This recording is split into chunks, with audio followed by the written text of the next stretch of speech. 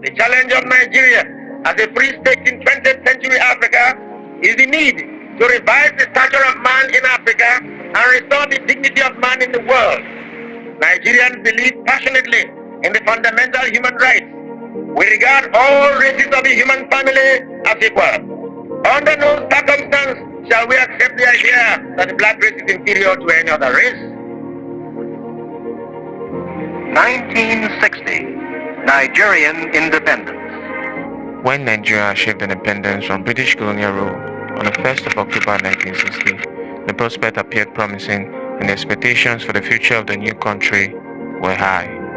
Buoyed largely by the discovery of commercial quantities of petroleum in the south, the potential for economic growth was great.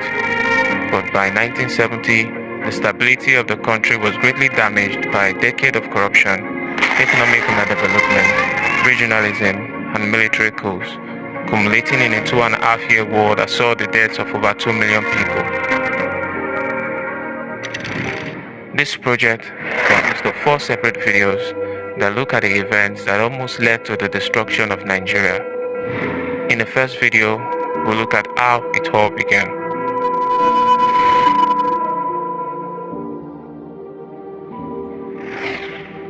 The British laid the borders of modern-day Nigeria in 1914 when the government, under Sir Frederick Lugard, amalgamated its Islamic northern and Christianized southern protectorate to form a unified colonial state. Thereupon, the people within this border were known to the world as Nigerians, but in reality, this name meant little to most of the indigenous people whose lives continued to be primarily centered on local communities that existed for hundreds and thousands of years. The first 3 decades of the 20th century saw the establishment of the British colonial administration in Nigeria. Along with it came transformations to the Nigerian economy and societies. But while the colonial system brought some material benefits to the country, it also alienated and frustrated most Nigerians who felt exploited and believed that the government had eroded culture and tradition. In the early 1920s, some European-educated Nigerians began to push for greater control over their governance.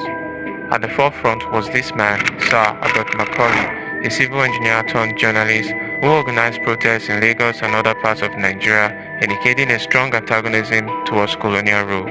These events resulted in the Clifford Constitution of 1923, which allowed more Nigerians in a newly formed legislative council. The 1930s saw the emergence of a new generation of anti-colonial activists calling for a greater involvement of Nigerians in governance.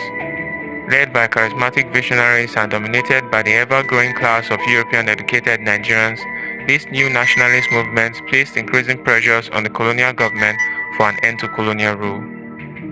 With the highest concentration of Western-educated Nigerians at that time, Lagos, the colonial capital, was the nucleus of this movement. Before the 1930s, Macaulay and his Nigerian National Democratic Party had dominated the political spectrum in Lagos. But in the early 30s, this new generation of intellectuals would form an organization that would challenge Macaulay's control. This organization was known as the Lagos Youth Movement, which later became the Nigerian Youth Movement in 1934. It began as a body that demanded quality educations for Nigerians, but in the space of 4 years, it became the most powerful nationalist movement in the country.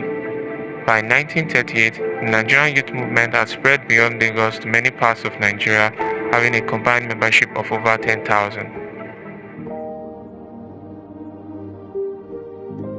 In 1945, Nigerian workers struck for 37 days over the increase in the cost of living, shutting down postal, railway, and telegraph services around the country in the process.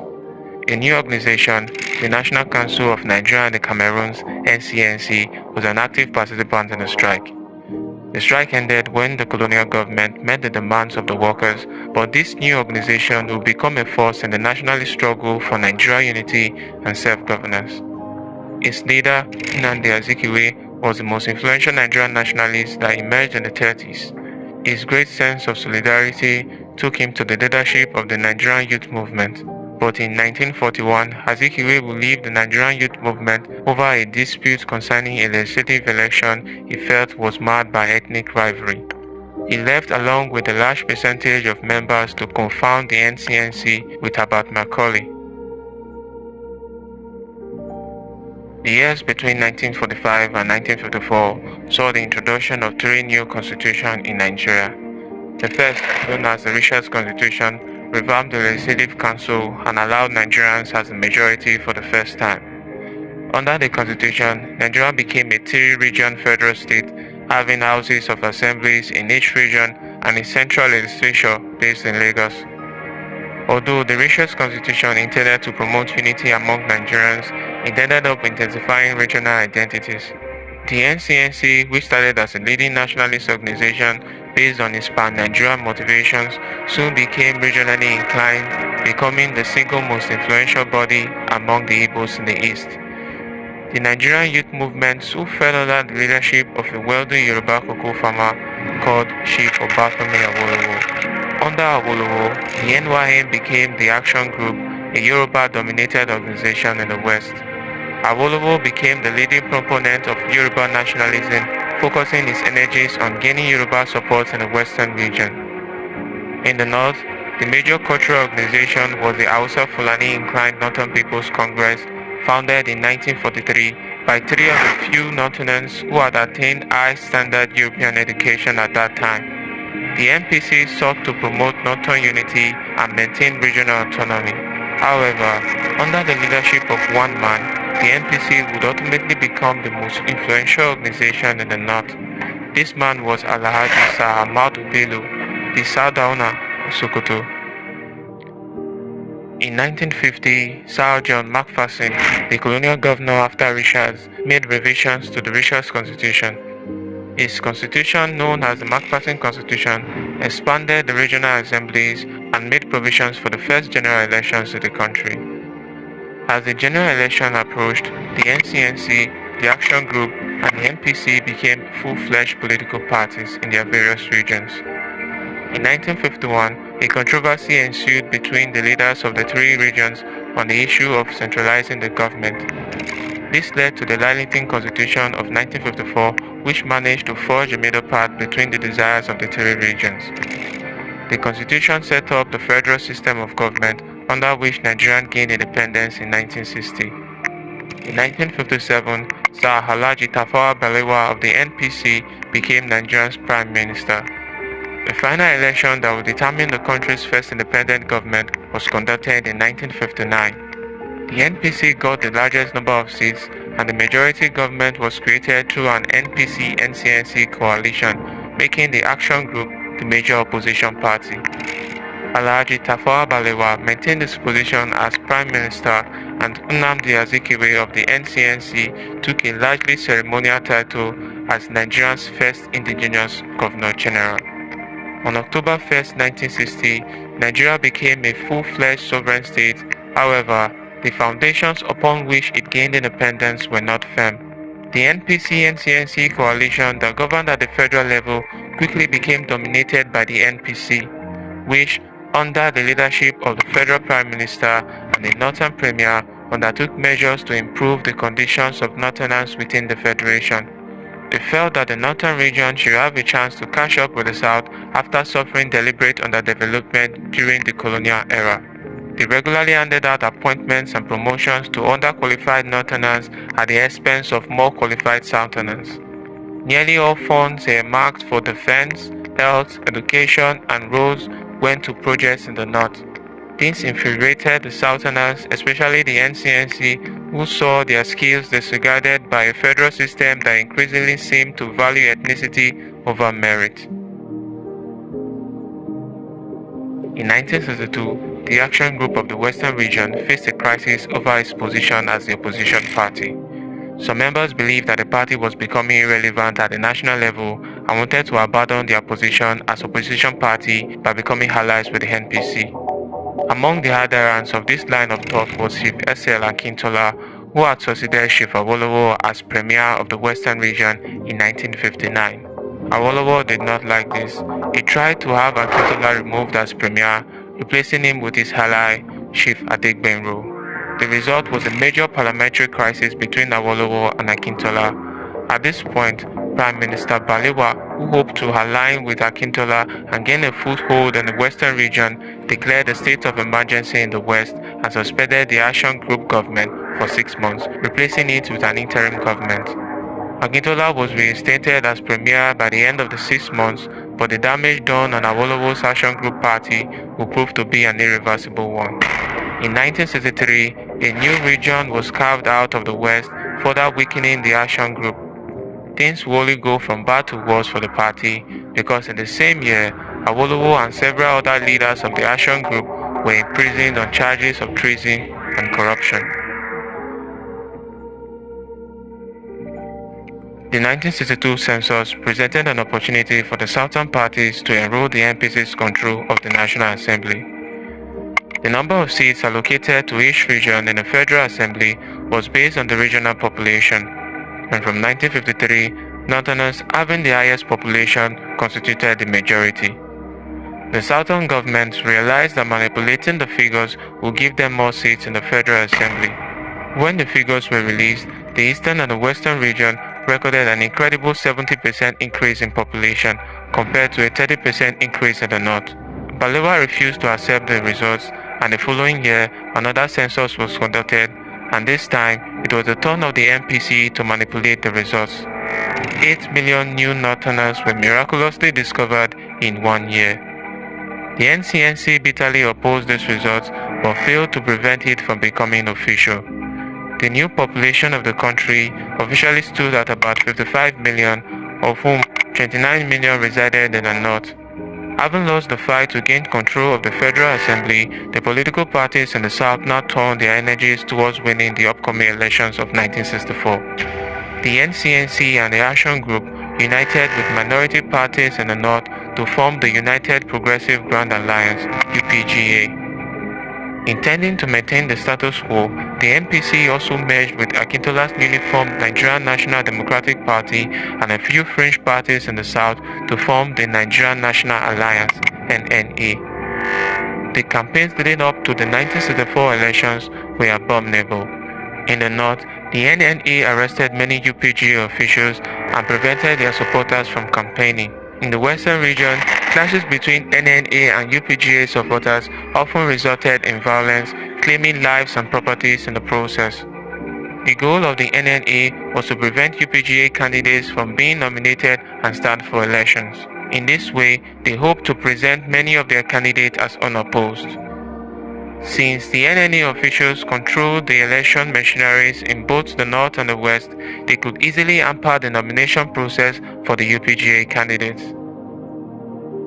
Outraged by the intimidation they faced, UPGA officials called for a boycott of the election, but the boycott was a success only in the eastern region. As a result, many seats in the northern and the western regions went unopposed to the NNA. After the election, Balewa called Azikiwe to create an NNA-led government, but Azikiwe refused. He later allowed it when Balewa agreed to incorporate more UPGA members in his government, rescheduled the elections for the boycotted seats, and recontest the elections for the Western Regional Assembly the following year.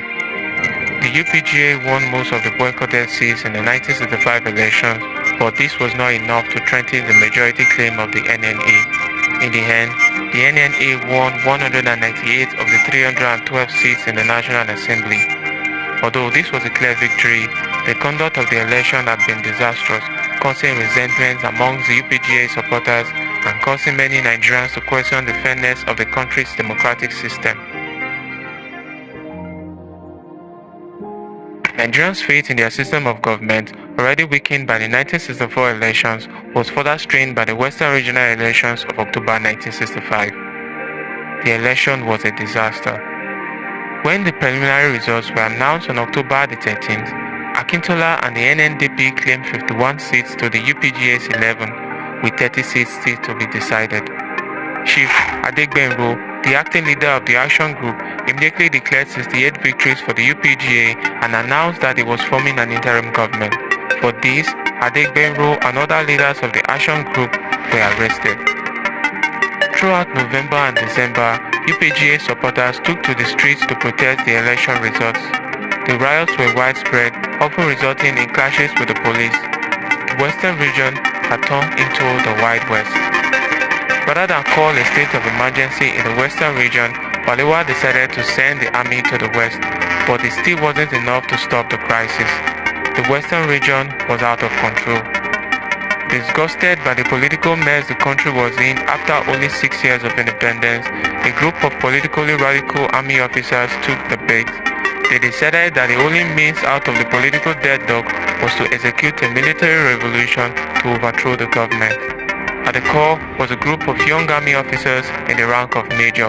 They planned to overthrow the government, release Chief Obafemi Awolowo from prison, and install him as president.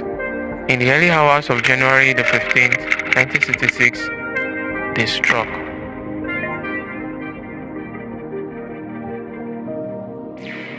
Before Nigeria's independence, the colonial government embarked upon transferring the command of the Nigerian army from the British to the indigenous soldiers.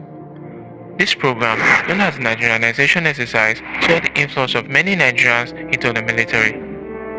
In the end, the Nigerianization exercise unintentionally stratified the army on ethnic lines. At independence, the Igbos from the eastern region of southern Nigeria constituted 60% of the army's officer corps, while lower positions like the infantry soldiers and the NCOs were largely occupied by the Northerners. One of the reasons for this was that the vast majority of Northerners were uneducated.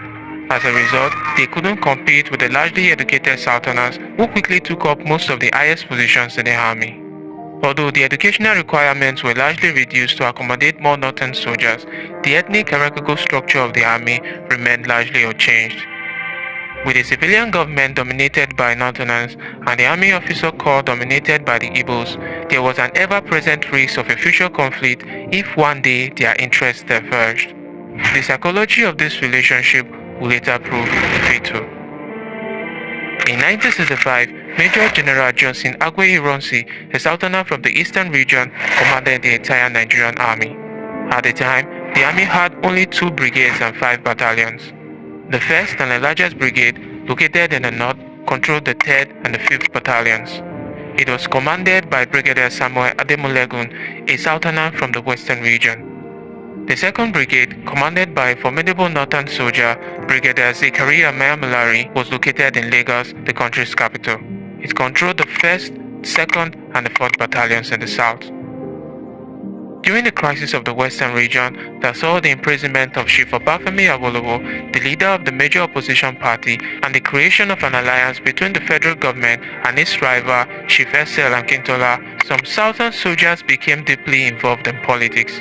To make matters worse, the federal government ordered the 4th Battalion, led by Lieutenant Colonel Agbogo Lajema, to suppress the volatile political unrest in the west. As a result, the officers, especially those from the south, became politicized. Southern officers were more likely to be politicized than their northern counterpart because the government which they saw as corrupt was largely controlled by the northerners. They saw the trial and the imprisonment of Chief Obafemi Awolowo in particular as unjust. One of the southern soldiers who served as an intelligence officer during the trial was Major Chukwuma Kaduna Nzegu. He quickly became obsessed with Awolowo's political ideology.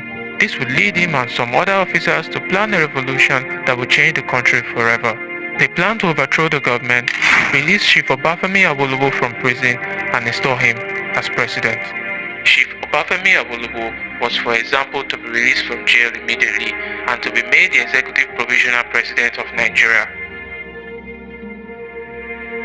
Contrary to popular beliefs, the idea for the coup did not originate with Major Nzegu. In fact, the original conspirators were the following majors: Emmanuel Ifejuna, Donato Sokafo, Christian Hanuforo, Humphrey Shukuka, and Captain Ugbona Hoji. These men were based in Lagos and began to seek co-conspirators stationed in the north, east, and western regions. This led Major Hanuforo to bring his childhood friend and former schoolmate Major Kaduna Nzegu into the plot. Nzegu was the chief instructor at the Nigerian Military Training College Kaduna in the northern region. He in turn brought his colleagues, Majors Adewale Ademoyega and Timothy Owatuegu, into the plot. All 3 had previously served as members of the 5th Battalion in Kano. Solving the unrest in the western region was one of the reasons for the revolution. But up to 2 days before the planned date, the majors had no officer to actualize the operations in Ibadan, the capital of the western region. All attempts to recruit officers from the 4th Battalion in Ibadan were unsuccessful. They instead had to rely on Captain Wobosi, the commanding officer of the 2nd Field Battery in Abeokuta, to travel to Ibadan and carry out the coup. He was also a former schoolmate of Majors Nzegu and Anuforo. The majors were also assisted by some junior officers and NCOs who simply obeyed orders to guard strategic locations without realizing that they were facilitating a military coup. Of all the culprits, Major Ademoyega was the only one that was not of the Igbo ethnicity. He was a Yoruba from the western region. Although the ethnic composition of the group may not have been deliberate, ethnic ties may have been unconsciously present to facilitate the plot's secrecy. The plotters had similar backgrounds. They were young, between the ages of 28 and 35, educated, arrogant, well-traveled, and fluent in Hausa, the major lingua franca of the northern region. Realizing that their superior officers were virtually certain to oppose the coup, the majors knew that they could not successfully execute the revolution unless those superior officers could somehow be neutralized. The plotters were divided into 4 main units. Major Ifejuna led the Lagos operations. His unit was the largest, comprising 22 soldiers. Their main targets were the Prime Minister, the Finance Minister, the General Officer commanding the Army, the Commanding Officer of the 2nd Brigade in Lagos, the Army Chief of Staff, the Commanding Officer of the 1st and the 4th Battalions, who were in Lagos for a visit at the time, the Adjutant General of the Nigerian Army, and the Quartermaster General of the Nigerian Army. At the time, the President was overseas on a compulsory medical leave. He was also on the list. Majors Nzegu and Owatuegu led the operations in the northern region. Their main targets were the Premier of the northern region, the Commanding Officer of the 1st Brigade, and the Commanding Officer of the Nigerian Military Training College in Kaduna.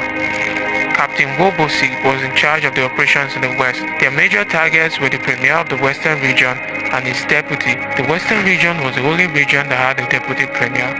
Lieutenant Colonel Jerome Oguchi led the operation on the eastern region. The Premier of the eastern region were their main targets. On the issue of eliminating the targets, the majors held divergent beliefs. We could not come into agreement on whether some people should be killed. This issue was therefore left to the judgment of the officers to use the situation on ground to determine whether to kill or not. For an operation as sensitive as this, the decision to take or spare the lives of their targets was left to the discretion of the individual soldiers. This decision would later prove to be unwise. In the north, the soldiers divided themselves into 3 groups. Major Nzegu headed the group that looked after the Sardauna.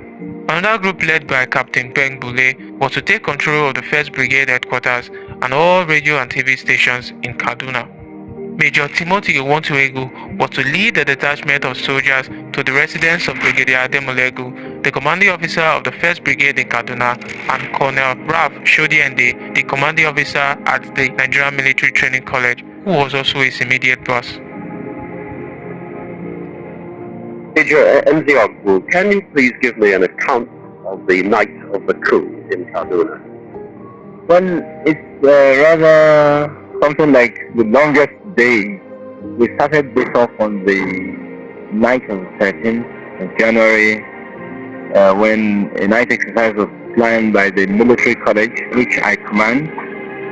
We took our troops to the ground and taught them how to do night attacks. We didn't tell them what we were planning for, but at the end of the exercise we took them out and showed them various places where they were to stand and just remain in the objective.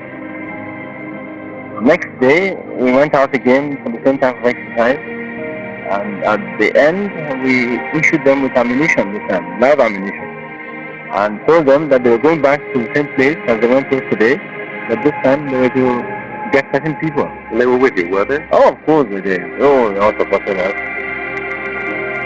As a chief instructor at the Nigerian Military Training College, Nzegu could bring out troops at nighttime without arousing suspicion or giving the impression of unusual activities. He often took his men on a nighttime training exercise known as Exercise Damisa. His men were unaware that they were participating in an exercise for a military coup to overthrow the government. In the early hours of January 15, 1966, Nzegu turned Exercise Damisa into a full-blown coup. Major Nzegu, assisted by 3 northern sergeants, fired the Saldana's residence with anti-tank guns. Unzegu found the Saldana hiding with his wives and domestic staffs near his car park and shot him dead. Sarumi, the Saldana's faithful bodyguard who came to defend him with a sword, was also shot dead. One of the Saldana's wives, who refused to be separated from her husband and tried to shield him with her body, was also shot dead. The attack on the Saldana's lodge raised the alarm connected to the house of his senior assistant secretary for security, Ahmed Ben Musa. Musa drove to the Saldana's lodge to ascertain the cause of the alarm, but upon arrival, he was shot dead inside his car before he had a chance to disembark and investigate. Meanwhile, soldiers led by Major Nwantuegu made their way to Ademolegu's residence, subdued his guards, and went straight to the brigadier's bedroom. He was lying beside his wife. Nwantuegu opened the door and shot both of them dead. The death of Colonel Ralph Shodiende, the commanding officer at the Nigerian Military Training College, remains unclear. Some accounts claim that he was likely killed by a grenade tossed at him by Major Nwantuegu. However, his wife, who was present when he was killed, testified that he was shot by several soldiers, including Majors Unzegu and Nwantuegu. While it is not clear whether Unzegu could have been involved in Shodiende's death since he was at the Saldana's residence at that time, the responsibility for the colonel's death certainly lies with Major Nwantuegu. Elsewhere, at some strategic locations, separate troops led by Captain Bengbule are taking control of the headquarters of the 2nd Brigade, the Nigerian Broadcasting Corporation, and the telephone exchange in Kaduna. So far, the northern region seemed to have been entirely subdued. The mutineers now awaited the reports from their southern counterparts.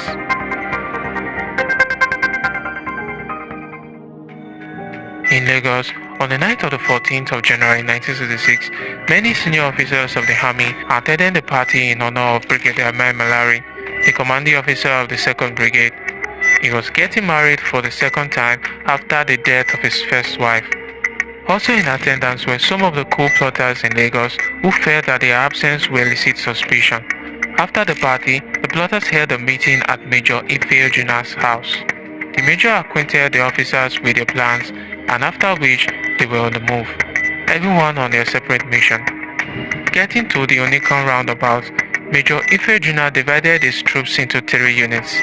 The first, led by 2nd Lieutenant Godfrey Ezedibo, was charged with arresting the finance minister, Chief Festus Okoti Ebo, who was then the most corrupt politician in the history of the country. The 2nd unit, comprising 5 NCOs, was left behind to watch over the vehicles and ensure that no other vehicle entered or exited the roundabout during the operation.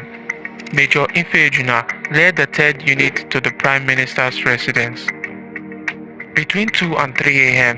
on the 15th of January 1966, Major Ife Ojuna and some soldiers made their way to the Prime Minister's residence.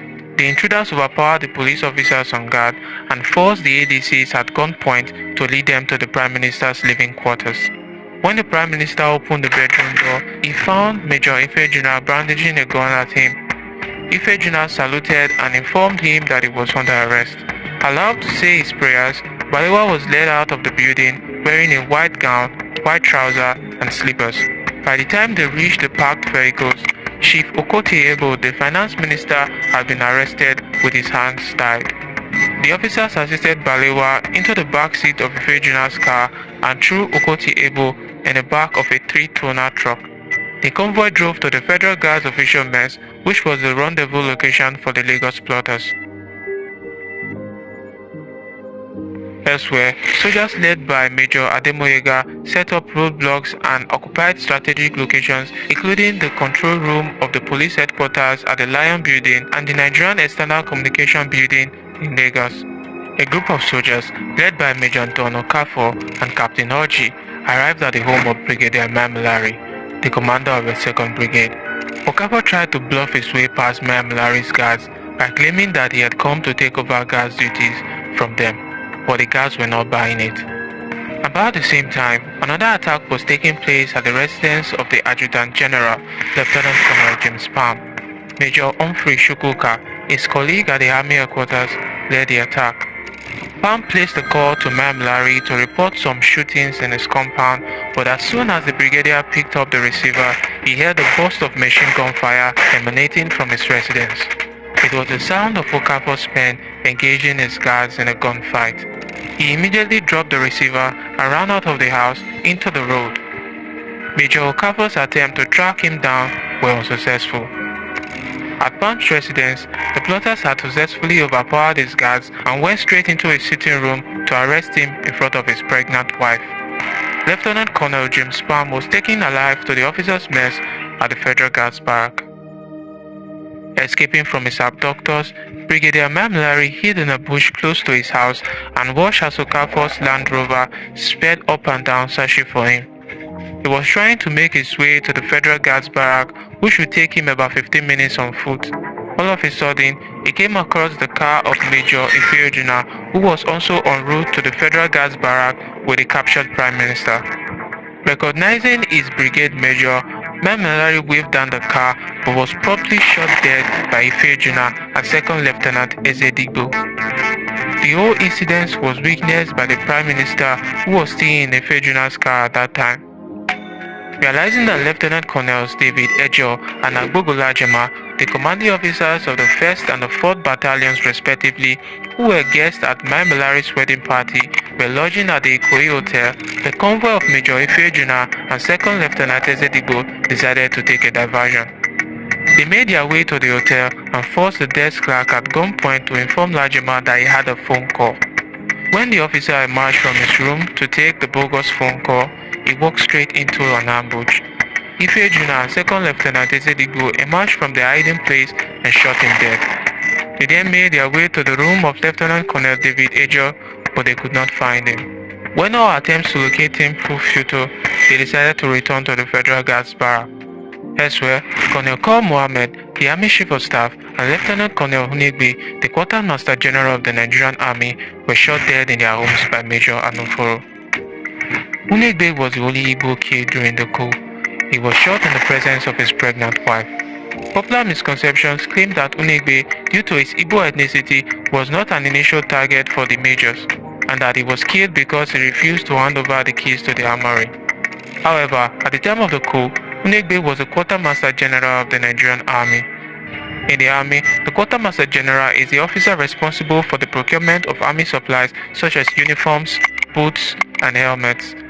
Not being in command of a combat unit, Hunegbe had no access to the keys to the armory, and even if he did, his home would be a very hard place to obtain the keys, as soldiers are not in the habit of storing them in their homes. What is more probable is that Hunegbe was killed because he was known to be very close to Brigadier Mamlari and was not interested in the coup. Meanwhile, Major General Agwe Ironsi, the general officer commanding the Nigerian Army, was leading a sham life. After leaving Brigadier Mamlari's party, he left for another party at the Apapa Wharf. While he was attending the party, soldiers led by Major Don Okafor showed up at his house. Ironsi's guards became suspicious when Okafor explained that they had come to take over guard duties from them, the same pretext he used when he was trying to access Brigadier Mamlari's residence. And by the way, Okafor had now received the news that Brigadier Mamlari had been killed. In any case, Agwe Ironsi was nowhere to be found, and the plotters left the premises empty-handed. In Ibadan, the capital of the Western region, plotters led by Captain Emmanuel Wobosi, who had driven from Abeokuta to Ibadan, arrived at the residence of the Deputy Premier, Chief Remi Fani Kayode, and arrested him. Seeing that the plotters were now out of sight, Kayode's wife telephoned the Premier to inform him of what had happened. Akintola thus had prior notice of the impending arrival of the plotters and prepared himself. When they arrived, Wombosi stood in the middle of Akintola's courtyard and shouted at him to submit himself for arrest. Akintola did not comply, but instead he opened fire on the plotters with a shotgun, lightly wounding a few of them in the process. After putting up a stiff resistance, Akintola was overpowered and shot dead by Captain Wombosi. Captain Wombosi exhibited a puzzling mix of brutality and compassion during the coup. Shortly before killing Akintola, he had taken a detour from his assignment to help a pregnant woman who had gone into labor to get into a hospital. Overnight, Major Ifeojuna sent orders to the 1st Battalion in Enugu, asking them to deploy soldiers to take over key installations and arrest some top government officials in both the eastern and the midwestern region. For several hours, the officers in Enugu mulled over the strange but seemingly legitimate order. Finally, they took a position at the Enugu airport in the early hours of the morning. Soldiers under Captain Joseph Eyidigbo headed to Benin, the capital of the Midwest, and placed Chief Dennis Osadebe, the region's premier, under house arrest. Dr. Michael Okpara, the premier of the Eastern region, was also arrested. Soldiers led by Lieutenant Uguchi ordered his arrest. At the Federal Guards official mess in Lagos, plotters under Majors Ifejuna, Ademoyega, Anuforo, and Chukwuka met as prearranged, bringing along their captives, which included the Prime Minister, the Minister of Finance, Lieutenant Colonel James Palm, who were still alive, and the bodies of Colonel Kol Mohammed and Lieutenant Colonel Agbogola Jema. Anuforo scolded Chukwuka from bringing Lieutenant Colonel Palm to the mess alive, but Chukwuka argued that he had promised Palm's wife that her husband would not come to any harm. By now, most of the targets in Lagos were either dead or under arrest. The majors left the Federal Guards barracks on separate convoys, taking their captives along with them. On the way, Lieutenant Colonel James Palm was told to step out of the vehicle and shot dead by Major Chris Anuforo. When Agwe Ironsi returned from the second party, he received a telephone call from the Prime Minister's residence that the Prime Minister and the Minister of Finance had been kidnapped. Ironsi headed for the Federal Guards barrack and instructed his guards not to let anyone in. When he arrived, he put the Federal Guard soldiers on alert and told them to be battle ready and instructed the regimental sergeant major in charge not to take orders from any officer other than him. When Major Okafor reappeared at the Federal Guards barrack, he discovered that his men refused to take orders from him. "I just spoke to my ROSM just now. He nearly shot me. He said the GOC had been to the barracks and he commanded the troops not to take any orders from me, and none of them will obey me now. They were even ready to shoot me." Ironsi also went to the police headquarters in Lagos. Unbeknown to him, Major Ademoyega had been at the headquarters and departed only minutes earlier. Ironsi entered the lobby with his pistol and saw two soldiers posted there by Major Ademoyega. When the soldiers could not give him a satisfactory explanation as to what they were doing there, he ordered them to return to their barracks immediately. The GOC then proceeded to rout soldiers from the 2nd Battalion. On his way to the headquarters of the 2nd Battalion, he came across a checkpoint marked by plotters under Captain Hodgie, but he managed to face down the men and continued his journey. The young officers at the checkpoint were intimidated by the presence of the GOC, whom they were astonished to find still alive. And for the third time, Agwe Ironsi emerged unscathed from the clutches of the coup plotters. Arriving at the 2nd Battalion headquarters, the GOC gave orders for the arrest of Major Ifejuna and other of his co-conspirators. Armed with orders from the GOC, soldiers from the 2nd Battalion mobilized loyal troops to recapture certain key installations in Lagos. Realizing that the GOC was still in town and still alive and mobilizing troops for a counterattack, some of the plotters in Lagos began to flee. The ones brave enough to return found out that the troops they had posted to strategic locations had either been dismissed, arrested, or replaced with soldiers loyal to Ironsi. The GOC then ordered Lieutenant Colonel Ejo, the commanding officer of the 1st Battalion, to return to Enugu and take charge of the situations there. Upon arrival, Ejo ordered the soldiers who had departed to various installations of Major Ifejuna's command to return to the barracks. He also ordered the arrest of the officer who relayed Ifejuna's orders to the battalion. Later that day, Captain Eyidigbo's unit that traveled to Benin returned to base in Enugu on the orders of Ejo. And with that, Ejo had successfully crushed the coup in the eastern and the midwestern region.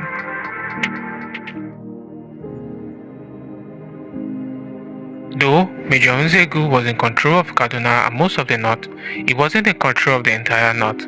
Lieutenant Colonel Ojukwu, the commanding officer of the 5th Battalion in Kano, refused to cooperate with the major. On the morning of the coup, Ojukwu had received a telegram informing him that the coup was in place. Seeing this, he quickly locked the armory and sent his keys to a relative in Kano for safekeeping before he dared to share the news with his men. When Nzegu asked him to release funds for his soldiers to be paid, he refused. Nzegu then sent Captain Ude, one of his aides, to Kano, but when he arrived, Ojukwu arrested him. Meanwhile, Majors Ademoyega and Anuforo were still on the loose, seeking ways to get past the loyal troops guarding the key areas around Lagos. They decided to head towards Abeokuta, but before they could do so, they needed to get rid of the bodies of Ham and Kor Mohammed, which were still in their possession. The finance minister was also with them and still alive. When they got to a nearby bush, they alighted from their cars and dropped the bodies. Chief Festus Okotie-Ebo was then asked to step out of the car into the bush, where he was shot dead by Major Anuforo. When the majors arrived at Abeokuta, they went straight to the 2nd Brigade Squadron. On getting there, they found out that they had been betrayed by their friend, Major Obiano, the commanding officer in charge of the squadron. Obiano had turned his men against the plotters and joined with the troops loyal to Agwe-Ironsi. For fear of getting caught or losing their lives, Ademoyega and Anuforo went into hiding. Elsewhere, it was now becoming clear to Major Ifejuna and his men that the coup in Lagos had failed. And since the GOC was still alive, mobilizing troops on every side, the major felt no point keeping the Prime Minister alive. The convoy came to a halt close to a bush on the Lagos-Abeokuta road. Sir Abubakar Tafawa Balewa, Nigeria's first Prime Minister, was told to step out of the car into the bush. Major Ifejuna brought out his gun and shot him. The Prime Minister fell on the foot of a tree close by, dead. After crushing the coup in most parts of the country, except in the north, Ironsi was advised by his officers to take power. They argued that this was the only way they could stabilize the country and prevent further bloodshed. The next day, Ironsi held a meeting with the Council of Ministers, after which they agreed to surrender power to the armed forces. The Council of Ministers meeting on the 16th of January 1966 have asked us to convey to you their unanimous decision to transfer voluntarily the government to the armed forces of the Republic and to wish the success of the armed forces in bringing about peace and stability in Nigeria, and that the welfare of the people shall be their paramount task.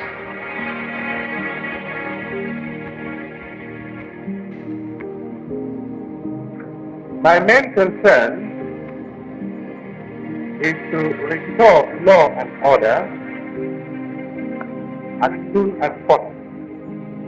On Sunday evening, most of the plotters in the south were still on the loose, and Major Nzegu was still in control of the northern region. Agwe-Ironsi had managed to subdue his colleagues in the south, leaving him with two choices: either to face Ironsi head-on, which he was likely to lose, as the bulk of the army would obey the GOC's orders rather than his, or accept defeat. Ironsi had demanded he be brought down to Lagos, dead or alive. Before long, Major Nzegu found himself isolated, confused, and feeling betrayed, and he decided to negotiate with the GOC. Now, what are your relations with General Iransi in Lagos? Well, very good. He's my boss. I've always been under him, and I said I'm under him. There isn't really any problem. A few misunderstandings arose, but this was due to the publication in the press and by announcements over the radio. At one time, they started calling us in Kaduna rebels, whereas in fact the revolution was all a planned affair all over the country. On January the 17th, 1966, after a few days of negotiations, Major Nzegu appeared before the joint press and handed over the control of the northern region to the new military government. On the 19th of January 1966, Major Shukuma Kaduna Nzegu was arrested. Subsequently, most of his conspirators were also arrested. Major Ademoyega and Owontuegu returned to their place of work as if nothing had happened. They managed to stay free for a few weeks until their role in the coup was revealed. Thereupon, they were arrested. Major Ifejuna fled to Ghana and was received by President Kwame Nkrumah. He later unwisely returned to Nigeria. Upon arrival, he was swiftly arrested. And with the arrest of Major Nzegu and his co-conspirators, the coup had been successfully crushed.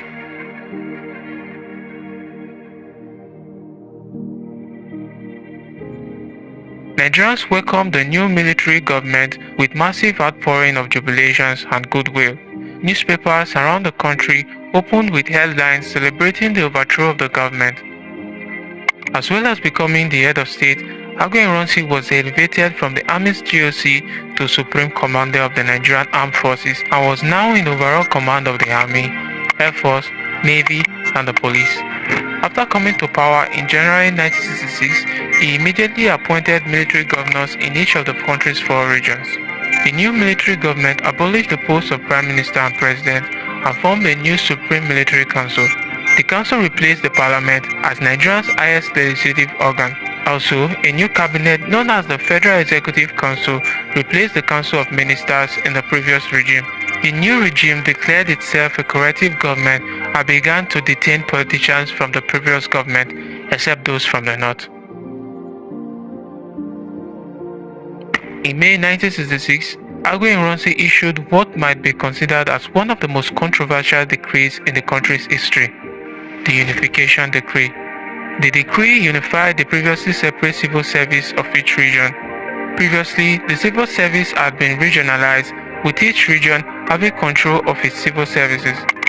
Northerners did not like this. They feared that unifying the civil service would expose them to competition from the better educated Southerners, especially the Igbos, who could easily replace them. Northern reaction to the decree was swift and violent. In the same month, Northern mobs took to the streets and protested. Many Igbos living in the north were attacked and murdered. And suddenly, Northerners began to see the coup as an Igbo plot to dominate the entire country. Soon, this ideology would spread to the northern soldiers who had lost some of their brothers and friends to the coup. They now felt the need to avenge the death of their northern colleagues murdered in January. Agwe Ironsi's inclusion of some of these northern soldiers in his private security team would ultimately seal his fate. On the 28th of July 1966, barely 6 months into the new regime, a northern soldier by the name of Lieutenant Colonel Murtala Mohammed would mastermind one of the bloodiest coups in Africa's history to remove Major General Agwe Ironsi from power. This coup will be famously known as the July March. Although Nigeria's first military coup succeeded in replacing the political leaders and creating the first military regime, the underlying issues of corruption and regionalism that the coup intended to solve remained. The new regime of Major General Agwe Ironsi went vigorously to work on these issues. My main concern is to restore law and order as soon as possible. He declared himself a corrective government and arrested and detained politicians from the previous regime. His first act as Supreme Commander was to appoint military governors in all 4 regions of the country. He appointed Lieutenant Colonel Hassan Kassina as the military governor of the north. For the west, Ironsi appointed Lieutenant Colonel Adekule Fajuyi, formerly of the Abeokuta garrison. Lieutenant Colonel David Ejo, formerly of the 1st Battalion, was appointed governor of the Midwest. And Lieutenant Colonel Chukwuemeka Ojukwu, the former commanding officer of the 5th Battalion, became the military governor of the Eastern region. There were a lot of concerns in the north about the new regime. Northerners felt threatened because the coup in January, led primarily by the Igbos of the Eastern region, saw the deaths of their prominent leaders and top military officers. To make matters worse, no Igbo politician was killed during the coup. And most crucially, Agwe Ironsi, the current head of state, was of the Igbo ethnicity. By not explaining the circumstance of the January coup or the events that led him to assume power, Ironsi did not help himself. Most Nigerians did not even know that some of the core conspirators of the January coup were not Igbos. Northerners in particular saw the coup as an Igbo plot and Ironsi's regime as an Igbo regime. To prove that he was not leading an Igbo regime, Agwe Ironsi appointed Lieutenant Colonel Yakubu Gowon, the highest-ranking northern officer, as his army chief of staff, and entrusted his personal security to northern soldiers. He posted the principal staff officer, who was a southerner, out of the Supreme Headquarters in Lagos and replaced him with Major T.Y. Danjuma from the northern region. Another northern soldier, Lieutenant William Wobi, commanded his personal escort. Ironsi even went as far as to appoint relatives of the southerner and Lieutenant Colonel Palm, who were murdered during the January coup, into his private security team. By surrounding himself with northern soldiers, Agwe Ironsi completely sealed his fate. Just days after the January coup, Lieutenant Colonel Victor Banjo of the Engineering Corps was arrested at the police headquarters after he tried to take a gun into a room when Agwe Ironsi was present. But Banjo was the least of Ironsi's problems. Some northern soldiers had become increasingly enraged at the murder of their four most senior officers in January by the Igbos, and felt the need to restore their honor by avenging the death of their northern colleagues. Early warning signs of the impending danger to come appeared at the 4th Battalion in Ibadan. The northern soldiers there were angry and hot after the death of their battalion's current and former commanding officers. Rajama was extremely popular among the northern soldiers in his battalion, and he had been in charge of it for 3 consecutive years.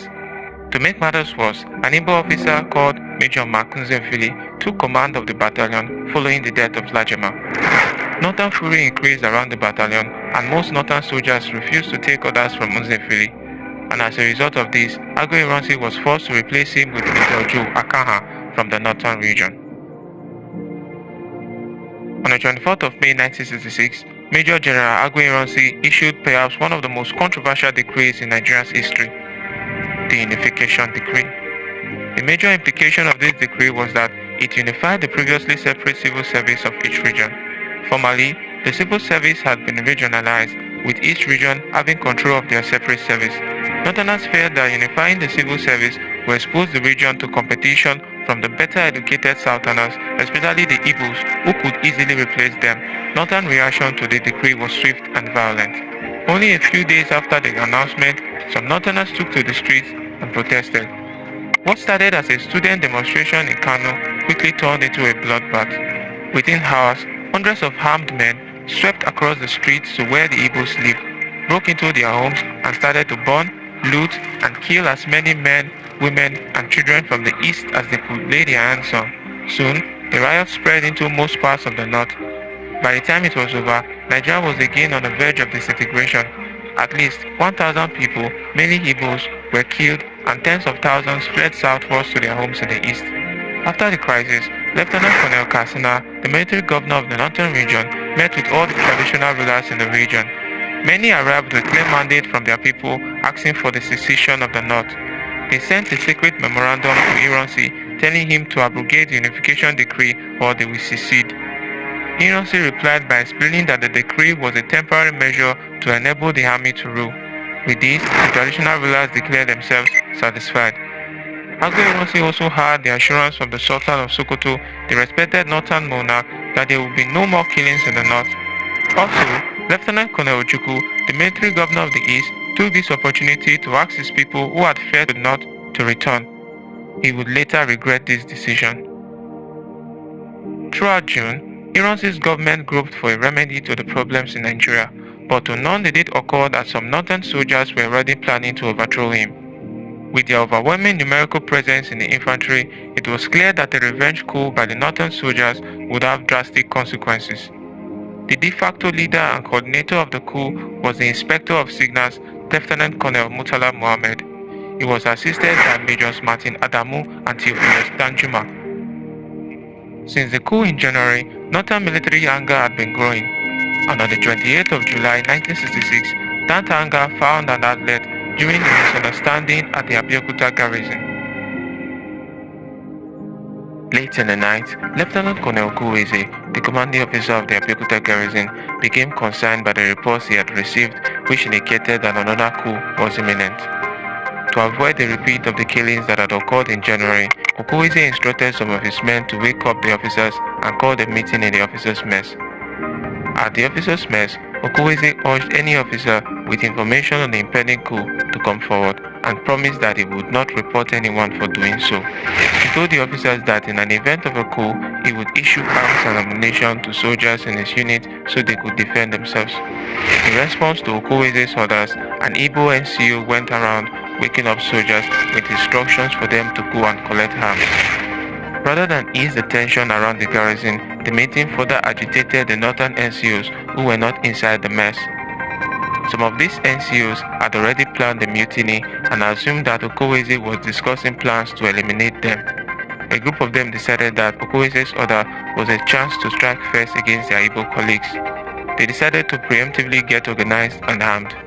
Two northern soldiers in the unit, Sergeant Sabo Kwale and Corporal Mesemeri Maje, had a pivotal conversation in their native language. Kwale told Maje, the unit Samora, to ensure that weapons were only issued to Northern soldiers. While Okowaeze continued to address the meeting in the officers' mess, Northern NCOs led by Sergeant Kwale and Corporal Maje started advancing towards the mess. The officers in the mess initially thought the NCOs were coming to receive instructions and did not realize that they were about to become eyewitnesses to a crime scene. Northern soldiers stormed into the officers' mess and shot dead Okowaeze and Major John Obiano, the commander of the 2nd Rifle Squadron. Obiano was the officer who betrayed the majors in the January coup and took sides with the troops loyal to Agwe Ironsi. After shooting Okowaeze and Obiano, all hell broke loose as soldiers started running for cover in all directions. Initially, no one was sure which side was responsible for the shootings. Shortly afterwards, Captain Mohammed Ramawa and Domkat Bali, the two most senior Northern officers in Abeokuta who were absent during Okowaze's meeting, returned and was shocked to discover the bullet-riddled bodies of Okowaeze and Obiano inside the officers' mess. They quickly changed into full battle attire and tried to restrain the NCOs. However, not even the presence of their senior officers could restrain the rage of some of the NCOs. Now in control of the Abeokuta garrison, Northern soldiers conducted a door-to-door search for the Igbo soldiers. When found, they were shot dead and their bodies were dumped into vehicles parked near the officers' quarters. Thereafter, Captain Ramawa telephoned the Chief of Army Staff, Lieutenant Colonel Gowon, to inform him of what had happened. Armed with the news of the Abeokuta mutiny, Gowon started to inform the various army formations around the country, warning them to be on alert. However, his calls to other army installations simply spurred Northern soldiers in those units into action. One Igbo soldier, Lieutenant Ronald Ogbona, who had been out of the barracks when the trouble started but returned in time to stumble upon the mayhem, concluded that another coup was in progress and fled. Panic-stricken Ogbona managed to find his way to the police station to inform the 2nd Battalion of what he presumed to be an isolated mutiny at the Abeokuta garrison. Unfortunately, Ogbona's call was answered by Lieutenant Nuhu Nathan, who was in on the coup plot. He then related the news to Lieutenant Colonel Murtala Mohammed and Major Martin Adamu. On hearing this, Murtala decided that the Abeokuta mutiny created the ideal condition to restart the original plan for the coup. He ordered two separate groups of the Abeokuta mutineers under Lieutenants D.S. Abubakar and Pam Wanko to head out from Abeokuta and provide reinforcements to their co-conspirators in Lagos and Ibadan, respectively. Murtala then proceeded to wake up Captain Joe Gaba of the Federal Guards and told him about the situation at Abeokuta, after which he departed to rouse other Northern soldiers in Lagos. Gaba woke up Lieutenant Paul Taffa, his colleague at the Federal Guards. In the morning of July the 29th, a group of the Abeokuta mutineers arrived at the 2nd Battalion in Lagos to further ignite the already tense situation. Soldiers led by Lieutenant Nathan and MM Nasarawa, who managed the affairs around the battalion in the absence of Murtala Mohammed, rounded up Igbo soldiers in the battalion and shot them dead. The Ikeja Airport in Lagos, under the command of the fearsome Sergeant Paul Dixon, also turned into an execution ground. Igbos at the airport, both military and civilians, were flogged on deceased orders, and some others were murdered. Some of the active participants in the coup in Lagos include Captain Ibrahim Taiwo and Lieutenant Muhammadu Buhari of the 2nd Brigade Transport Company. Ironically, many of the Igbo officers killed in Lagos were the same officers who played prominent roles in putting down the coup in January. In Ibadan, Agwe Ironsi had just completed his nationwide tour and was lodging at the residence of Lieutenant Colonel Faji, the military governor of the Western region. In the early hours of Friday, the 29th of July, he received a telephone call from the Commissioner of Police informing him of the mutiny at Abeokuta. Hearing this, Faji suggested that they should leave the State House in Ibadan, but Agwe Ironsi would have none of it. From Abeokuta, Lieutenant Colonel Ogbona also made more panicking calls to other military units, including the 4th Battalion in Ibadan. His call was answered by the battalion's adjutant, Lieutenant Gaba Dada, who was also one of the core Northern conspirators. Ogbona's distress calls mainly served as a rallying alert for other Northern troops to mobilize. Lieutenant Gaba Dada woke up Major Danjuma and updated him. They then telephoned the Abeokuta garrison to get more information on what had happened. Lieutenant Pam Wankon who answered the phone, confirmed the murders at Abeokuta and urged Dada to commence a coup in Ibadan immediately. He was also heading to Ibadan on the command of Murtala Muhammad. Emboldened by the outcome in Abeokuta, approximately 24 northern troops